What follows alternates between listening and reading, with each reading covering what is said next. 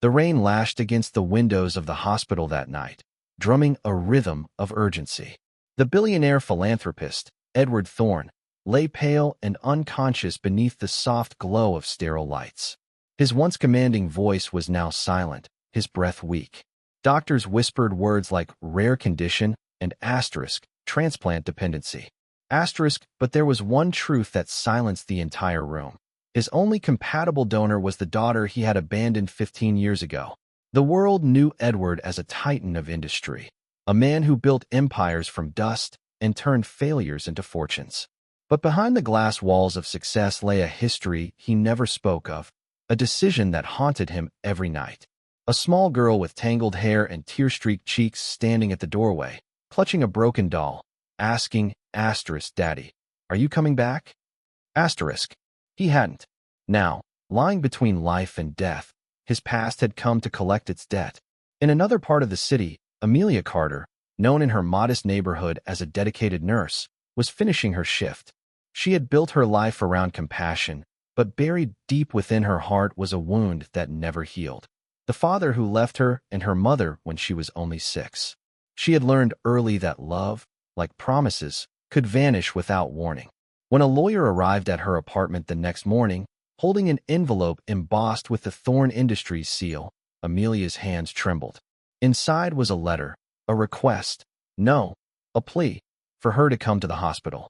Her father was dying, and she was his only hope. Her first instinct was to refuse. Why should I save the man who destroyed my childhood? She thought bitterly. But her mother's last words echoed in her mind. Don't let anger define your life, Amelia.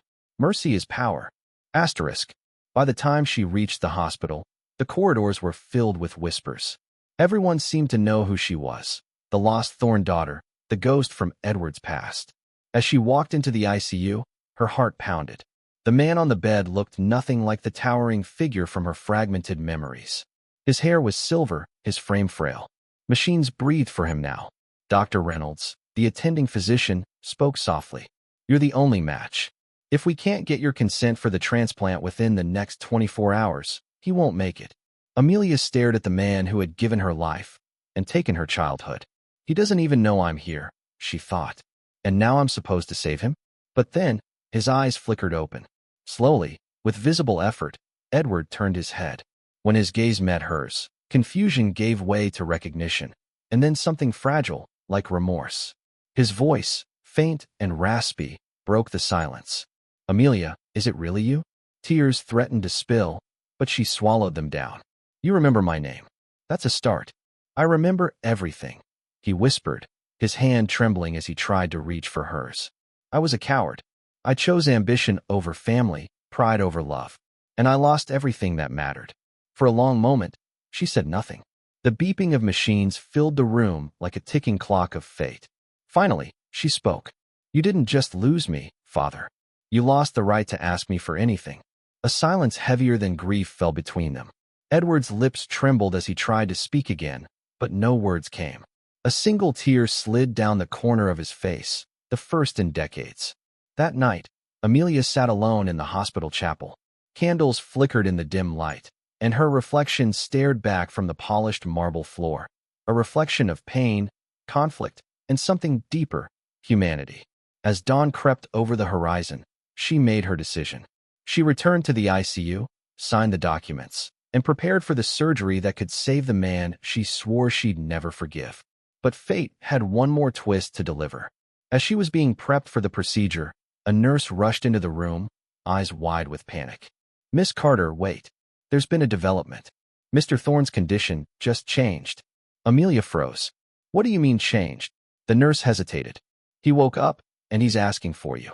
Amelia's heart skipped a beat. She rose from the bed, still in her surgical gown, and hurried back to his room. When she entered, Edward was sitting up, his breathing labored but his eyes alive with desperate determination. Amelia, he rasped, gripping the bedsheet tightly. Before anything happens, there's something you need to know. About the day I left you. About the truth your mother never told you. Her pulse quickened. The truth? What truth? Edward's voice trembled as he continued. I didn't leave because I wanted to. I left because someone forced me to. And before he could finish his sentence, Because someone forced me to, Edward gasped, the effort straining his fragile chest. His hand trembled as he reached for the oxygen mask, pulling it slightly away so his words could come through more clearly. Amelia stood motionless by his bedside, her pulse racing. She wanted to demand answers, to scream at him for making excuses after so many years, but something in his eyes stopped her. It wasn't the arrogance she remembered. It was fear. Who? She asked quietly, her voice taut with restrained emotion. Who forced you? Edward's breathing quickened, the monitors beeping in uneven rhythms. Your grandfather, he whispered. My father. He wanted me to marry for power, for the company's future. When I refused, he threatened everything. He said if I didn't walk away from your mother, he'd destroy her career, ruin her life. She was already struggling then. He made me choose. Amelia's breath caught. So you chose money over us. He shook his head weakly, the cords in his neck tightening with strain. No, I thought I was protecting you both. I thought if I left, he'd leave her alone. But I was wrong. He lied to me. I found out years later what he did, how he cut her off, how she suffered. By then, it was too late. Her chest tightened as memories she'd buried long ago came rushing back. The nights she'd heard her mother crying behind the bedroom door, the half-empty pantry, the eviction notice folded neatly on the kitchen table. All those years, she'd believed it was her father's cold heart that had destroyed them. And now, hearing this, it didn't undo the pain, but it twisted it into something different, something even more complicated. Why didn't you come back? She asked, her voice cracking. You could have found us. You could have tried. Edward's eyes filled with tears. I did. Years later, when I tried to make it right, she refused to see me. She said you were better off without me. I sent letters, money, anything I could think of, but your mother returned every envelope unopened. She was strong, proud, and hurt beyond words. I don't blame her.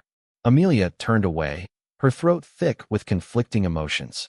She wanted to hate him, but hate had been her only companion for so long that she'd forgotten what forgiveness even felt like.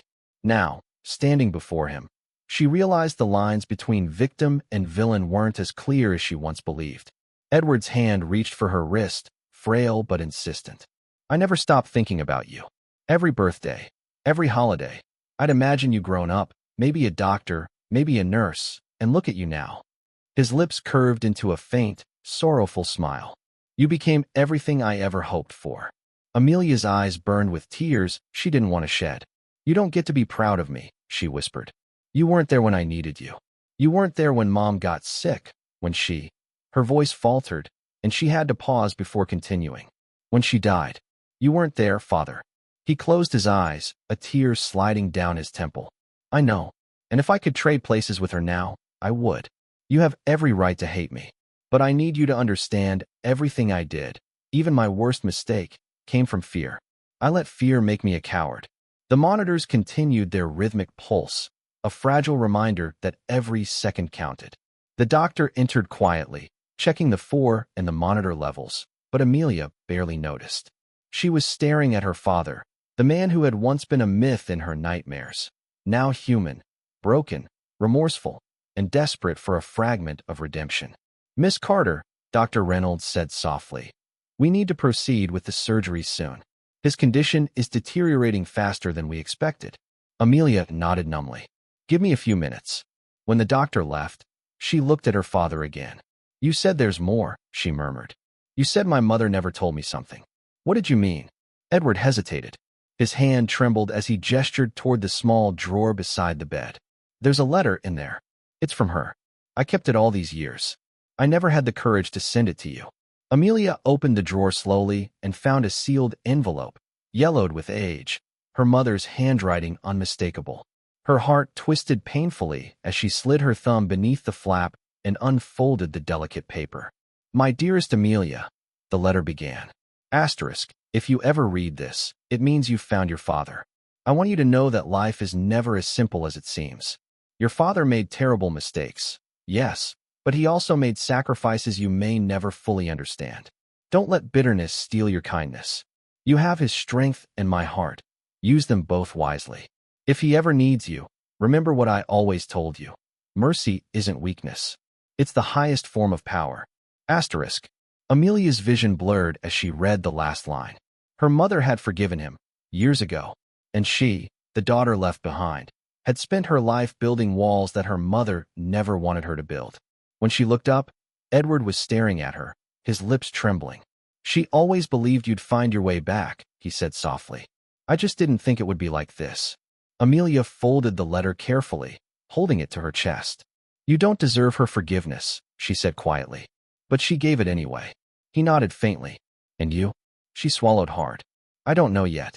He smiled faintly, his eyes glassy. "That's more than I deserve." Outside, thunder rumbled again, echoing through the cold October sky.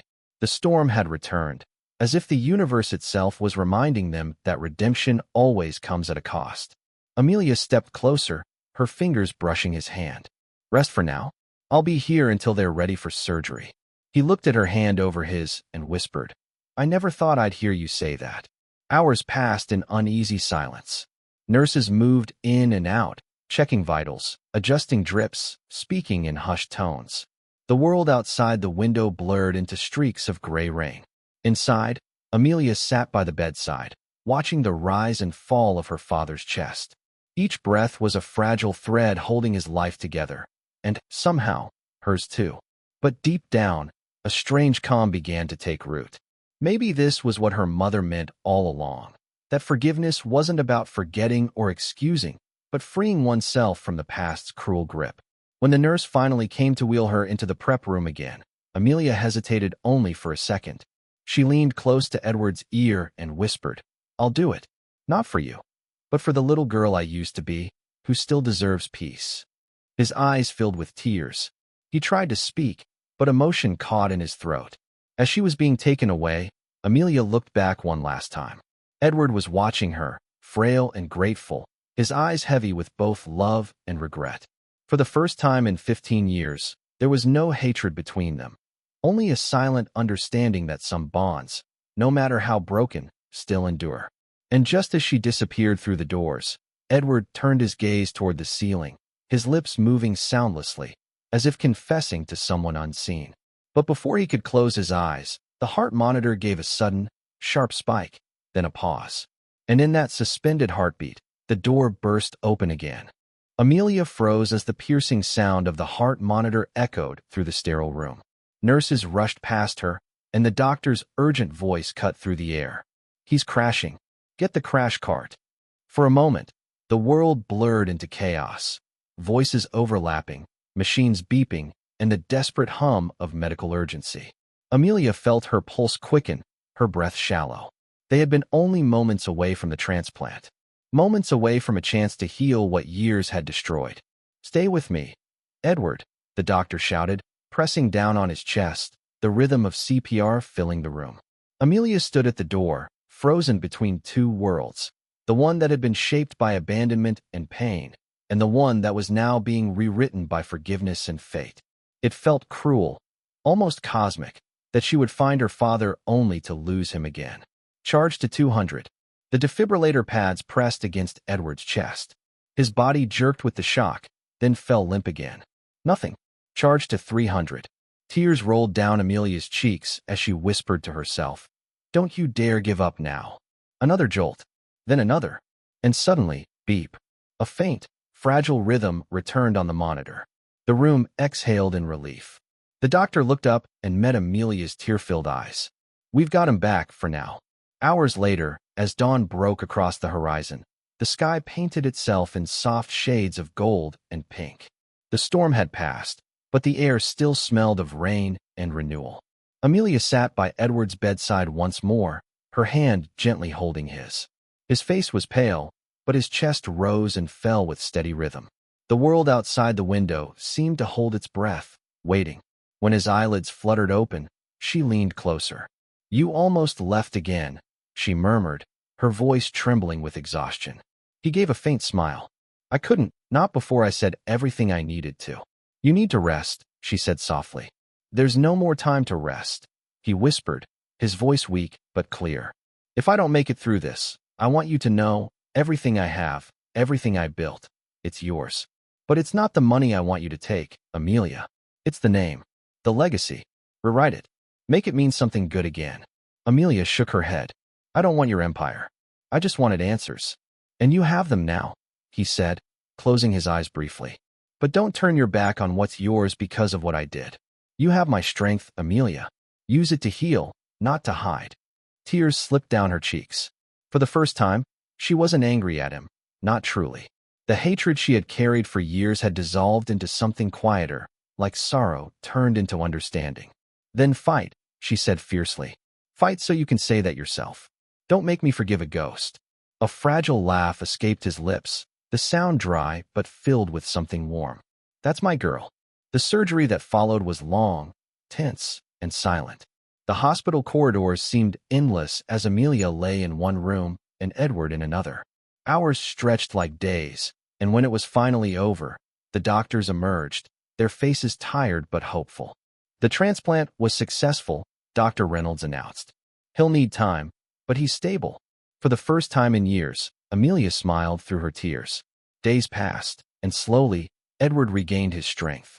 Each morning, Amelia would sit by his bedside, reading aloud from the old books her mother once loved. Their conversations grew softer, deeper, filled with the kind of honesty neither had ever known before. One evening, as the city lights flickered beyond the window, Edward turned to her and said, "When I was younger, I thought success meant being feared. I built walls so high no one could ever hurt me. But those walls kept out the only people who ever mattered." Amelia listened quietly, her fingers tracing the edge of the letter her mother had written. "And now?" she asked. "Now," he said, "I think success is having someone to read to you when you can barely keep your eyes open." She smiled faintly. "You're getting sentimental in your old age." He laughed weakly. "Maybe, but I've earned it." They fell into comfortable silence. The air between them, once heavy with regret, was now filled with quiet peace. Weeks turned into months. Edward grew stronger, walking short distances with assistance, his health gradually returning. And those scars, both physical and emotional, still remained. Something beautiful had begun to grow from them. Connection. One afternoon, Edward surprised her with a visit to the hospital garden. He wore a wool coat and a quiet smile, his steps slow but steady. "I never realized how beautiful silence could be," he said, looking at the blooming lilies around them. "It used to scare me. Now, it feels like forgiveness." Amelia looked at him, sunlight soft against her face. "Maybe because forgiveness sounds a lot like peace." He nodded thoughtfully. "You know, your mother used to love this kind of place. She said flowers teach you the secret of life, that even after the harshest winter, they bloom again." For a while, they simply sat there, side by side. No words were needed. Later that evening, Edward made a decision that would shock the world. He called for a press conference, his first public appearance since his illness. The media expected another speech about his company, his fortune, or his recovery. But when he stepped onto the stage, dressed simply and leaning slightly on a cane, his eyes found Amelia's in the front row, and everything else faded away. "I've spent my life chasing power," he began, his voice steady but emotional. "But power means nothing if it costs you love. Years ago, I made a decision that shattered my family. I abandoned the people who made me human. Today, I stand before you not as Edward Thorne, billionaire, but as a man trying to make peace with the past." Gasps rippled through the crowd. Cameras flashed, but Edward continued, unflinching. "This," he said, gesturing toward Amelia, "is my daughter, Amelia Carter. She saved my life, not just with her blood, but with her heart. She chose forgiveness over vengeance, compassion over pride. And for that, I owe her more than life itself." The room erupted in murmurs and applause. Amelia's throat tightened as she blinked back tears. For years, she had dreamed of hearing him acknowledge her. But now, it wasn't the validation that mattered. It was the truth being set free. Edward smiled gently. "I'm stepping down from my company today. The Thorne Foundation will now focus entirely on funding medical programs for single mothers and abandoned children, those who suffer from the kind of loneliness I once created.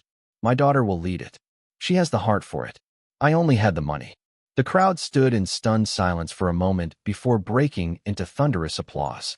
That night, as the two of them sat on the hospital rooftop, watching the city glow beneath the stars, Amelia finally spoke the words she'd kept buried for years. "I forgive you, Father." He turned to her slowly, his eyes wet. "Do you mean that?" She nodded. Yes, because holding on to the pain doesn't keep you alive. It just keeps you chained. Edward's smile trembled. Then I can finally breathe. He leaned back, looking at the night sky. You know, when I was lying in that bed, I thought about all the things I'd never get to say. I thought death was the end of my story. But you gave me a new chapter. Amelia looked up too, her voice soft. Maybe that's the thing about love. It doesn't erase the past. It just makes the future possible. A quiet wind swept across the rooftop, carrying with it the scent of rain and the promise of tomorrow. Somewhere in the distance, church bells chimed, their echoes mingling with the heartbeat of the city. For the first time since childhood, Amelia felt light, not because the pain was gone, but because she had learned to live beyond it. Edward closed his eyes, exhaling deeply, his face peaceful. Whatever time I have left, he said, I'll spend it trying to be the man you deserve. She smiled faintly, squeezing his hand. You already started. And as the lights of the city shimmered around them like scattered stars, father and daughter sat together. Two souls once broken by the same story, now bound by its healing. For the world, it was just another night. But for them, it was the moment everything finally began.